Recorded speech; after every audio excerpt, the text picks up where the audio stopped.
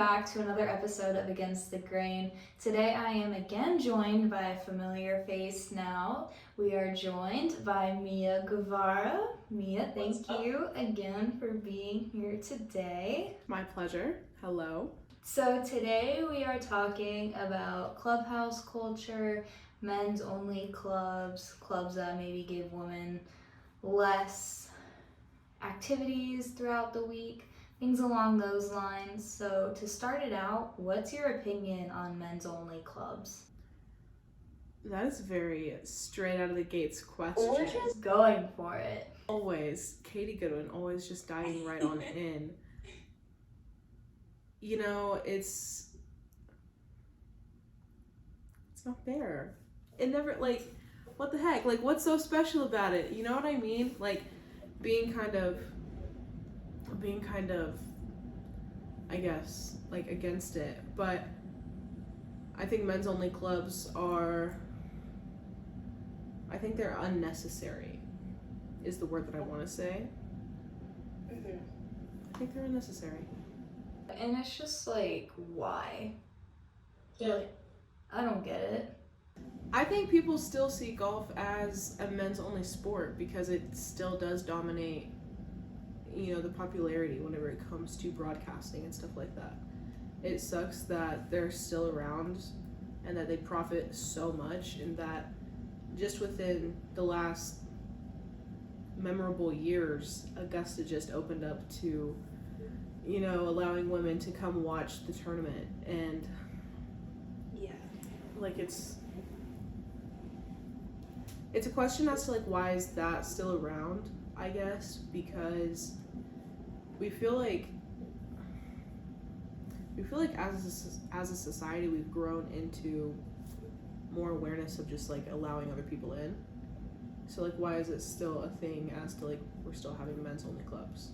Because we don't see I haven't seen a women's only golf club. Yeah, and I was reading and it said there was one in North America, and it's in Toronto, I believe, but they still do allow men to come. And so it's like, are you really a women's only club, or you're still catering to men at the end of the day? Right. And so I mean I would join, but just to see. Yeah, just to experience, you know, what it's like. Yeah. And then obviously one of the biggest scandals with the men's only thing was Augusta National. As you mentioned, they just started allowing women to play a couple of years ago.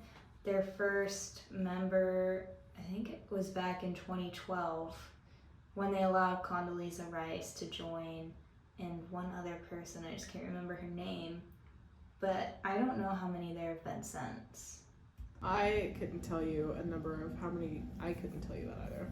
Yeah, and so then, you know, you kind of look at women playing, and you go to the women's amateur, and how they were only allowed to play the actual Masters course one day. So, what are your thoughts about like that? Why did they only make it one day? Like, why couldn't they play every other day? Yeah. Like, what was the difference in that, is my question. Yeah, I know, because it's just like, they're still there. Right, you know, like, if you're going to be there, I think that you should give them the opportunity to play the entire time. Mm-hmm. And it wasn't even the whole field they got to play on that, because they made the cut. And then it was like, you're done. You don't get to play on this course. Even after making the cut, they just still whip them off the course. I think that's very unfair. It's hard to see that happen, but it's disappointing to say that it's not surprising.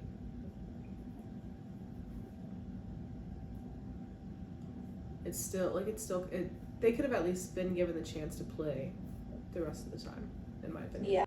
Yeah, and it's not, I mean, what's the worst of having another 40 girls play on this course just for fun?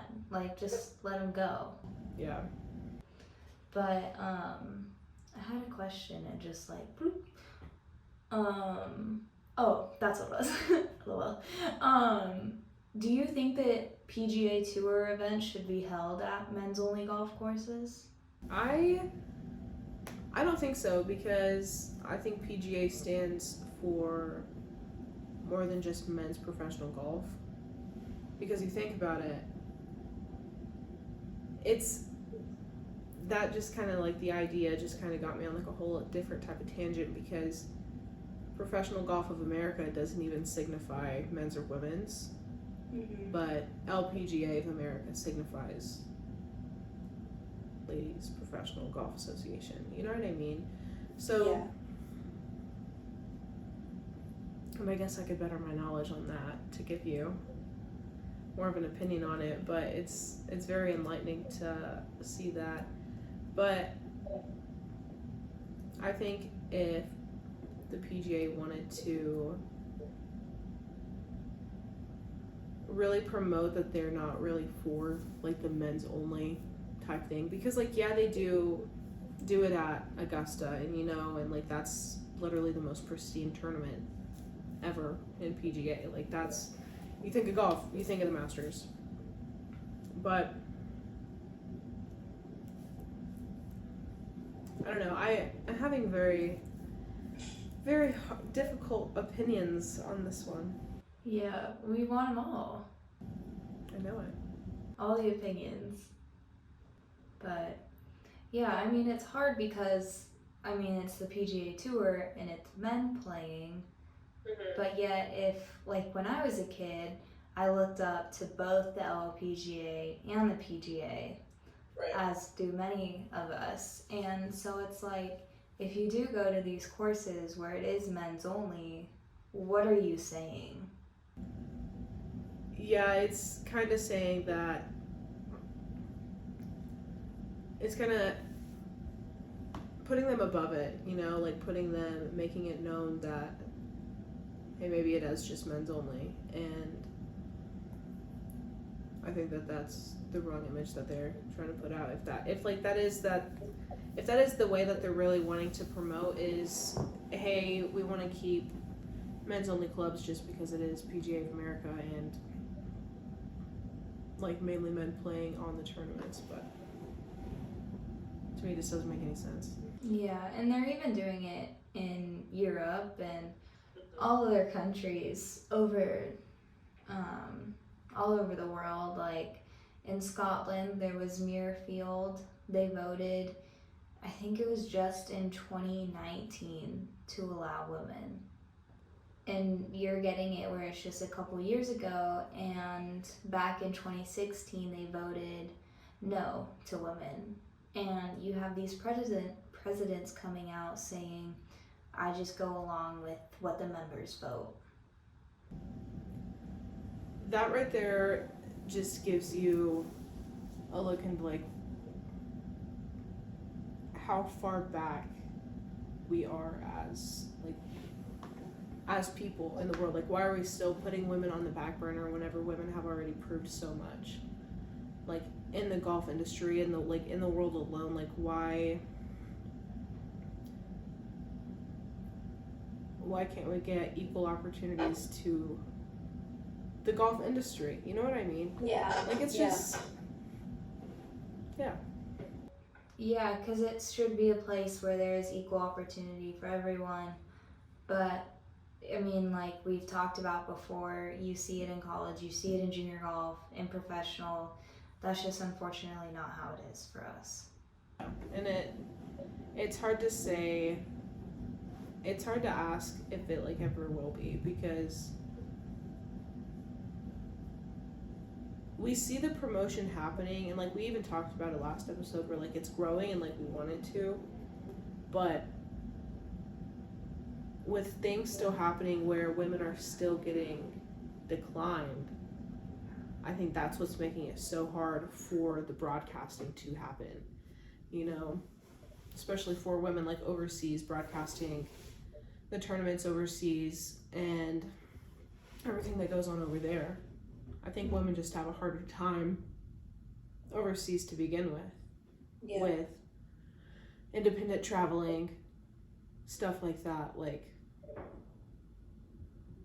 you really have to think about the women who are in those tournaments and what they have to experience just to like compete at the same level that the men compete at, and they're not even getting the same outcome. No, not even close. Like, you look at what they get for their season end, which I think they might have bumped it up to 3 million, but it wasn't 1 million compared to the men are now getting 15, I think it is, or 20. Dude, the purse for any of these championships right now is insane. Yeah, and then they just added all those elevated events, which every purse is $20 million. So that's just another 10 events that you just made a purse of 20 million. Right. And it's unimaginable how, like, I can't even put into words the feeling, because it's so aggravating as a woman, just knowing all of that and just like seeing all of it. Like, it's very disappointing because like women like us really who want to put in the work to push for women in golf just keep getting suppressed by the higher ups, and like they just keep saying, no dude, like you're not important enough. Yeah. And it's really aggravating. It's like, I don't know what more you want me to do. Yeah. Because I've shown that I could play decently. Like, I have the necessary skills, both in golf and business, in a personal, like, atmosphere. And, like, I can do this probably better than a lot of the men can. And I'm not trying to be like, oh, I'm better than them. But, like, I'm just saying that I have the same skills as them, if not more than some, and yet I still feel 5 steps behind. And every time I think I'm catching up, something else just happens. Right. So I don't know what more I have to do sometimes. Yeah. And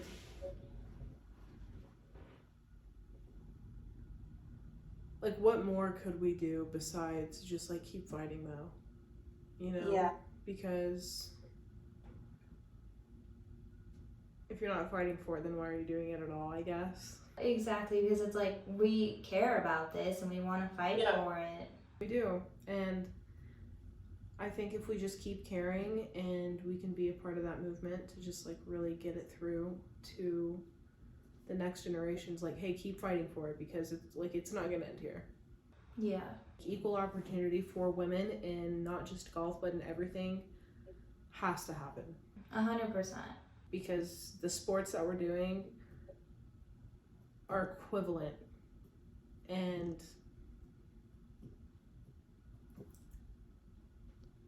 I don't know. It's all in the popularity. It's all a popularity contest. It is, at the end of the day. But that's the whole thing. Yeah. It's just a popularity contest. So like, why can't we? Women are literally loved by men. You know? Like, that's what's so annoying. Like, men love women. Yeah. So like, why can't we? Like, why are we not on the same level? Right, exactly. Because if there's so many of them, why are they not helping? It doesn't add up. No, it doesn't. It doesn't add up. But I kind of want to take it back to the scheduling thing, because you brought up a really interesting point about how the women have to do so much more. And that made me think of, well, you look at how the women's travel schedule is. And I think their first 6 to 10 weeks are overplayed in Asia. And then they come around the US a little bit. And then they go back over to Europe. They might do an Australia swing. They'll go back over to Asia, back to the US. And that's their only avenue they have, though. Yeah. Whereas you look at the men's tour and they get to play in the US all year long, except, you know, the open time where they go to Europe for a couple weeks, or they go to Hawaii for a couple weeks, but it's like, Hawaii. I mean, come on. Yeah, I know. Seeing that makes you think of, oh well, it has to be a budget issue then. Yeah. And again, it comes back to like, why aren't we getting the money for it? Exactly. The whole issue is just so unfair, and us as women, like, we just fight this constant battle for it. No, we do. Like the points and like the fact that you bring up all the like everything where women don't get to stay in the US to travel. Like, traveling takes a toll. Like, it takes a toll. It's expensive. Like, you lose your stuff. Clubs break. yep. And they can't afford that. No, they can't. So, I don't know how some of them do it. By by the grace of the golf gods. For real. yeah. Because they are there. The golf gods are there. I know, because I remember when I was little, as do a lot of little young girl golfers, they want to grow up to be professional. But when I was in like 7th, 8th grade-ish, I kind of started looking at it more, and I'm like, they have to do so much more. And it's not as glamorous as the men. And given like not all the men are like obviously big stars like Rory McIlroy, Tiger Woods, Jordan Spieth kind of thing, but the probability is higher. And you know, it's like that even in college and juniors. Are you saying that it's like a better opportunity for women? No, it's like, what do you mean? Clarify the point that you just made, because I think because women, because it's hard, because women can get a golf scholarship Yes. quite, I'm not gonna say easy, But They're out there more, I think. they are more obtainable. But I think sometimes I do agree. The expectations for what you're getting is, that's where it the is. caliber is not there. Yeah. And I think that's what it is. Yes. And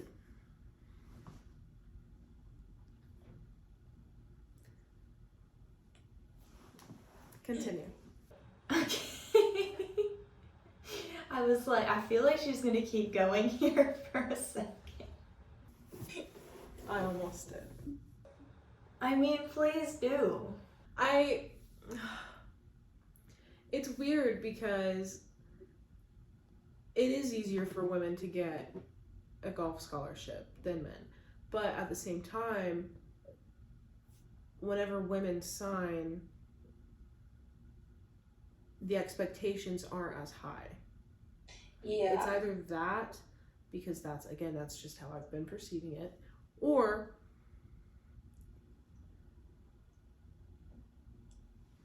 there's a lack of women golfers, but a need for players. Yeah, I get that. And from a soon-to-be coach's perspective, I get that. Mm-hmm. Like,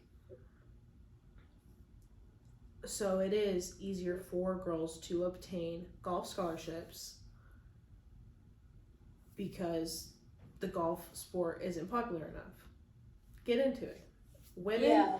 I think the whole thing again starts with just us women who are in it. We have to just push it and keep pushing it and keep just allowing women to understand the positives with it. Like, if you're a woman who loves nature Dude, you would love golf.